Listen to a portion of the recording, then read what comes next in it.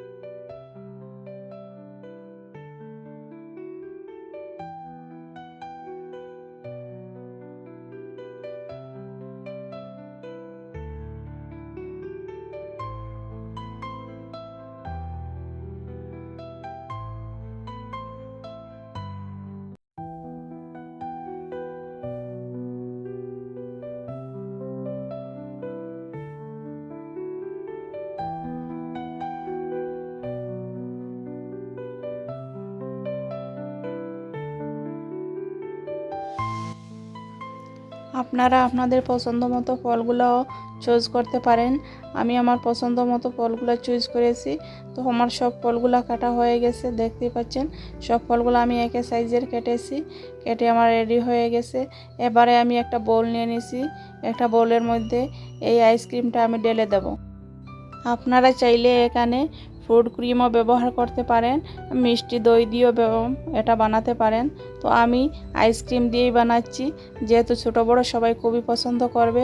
একদিকে তো ফ্রুট খুবই শরীরের দিকে স্বাস্থ্যকর, আর একদিকে একটু লোভনীয় একটা আইসক্রিমটা। তো আমি আইসক্রিম দিয়ে বানাচ্ছি, ছোটো বড়ো সবাই খুব পছন্দ করে খেয়ে নেবে। তো এরকম করে আমি চামচের দ্বারা একটু ভেঙে ভেঙে দিচ্ছি, যেহেতু একটু বরফ হয়েই আসে আইসক্রিমটা, তো তার জন্য একটু গলে যাবে। তো আমি এরকম একটু চামচ দিয়ে চেপে চেপে দিয়ে এটা গলিয়ে নিয়ে এবারে আমি দেখতে পাচ্ছেন আমি ফ্রুটগুলো অ্যাড করে দিচ্ছি। প্রথমে দিয়েছি খেজুর, কলা, আঙ্গুর, তারপরে পেঁপে দিয়েছি। পেঁপে দিয়ে এবারে দিয়ে দিলাম আমি আপেল, তারপরে দিয়ে দিচ্ছি আমি ডালিম। এবারে দিয়ে দিচ্ছি আমি মধু 1 চা চামচ, দিয়ে আমি খুব ভালোভাবে এই সব উপকরণগুলো মিশিয়ে নিচ্ছি।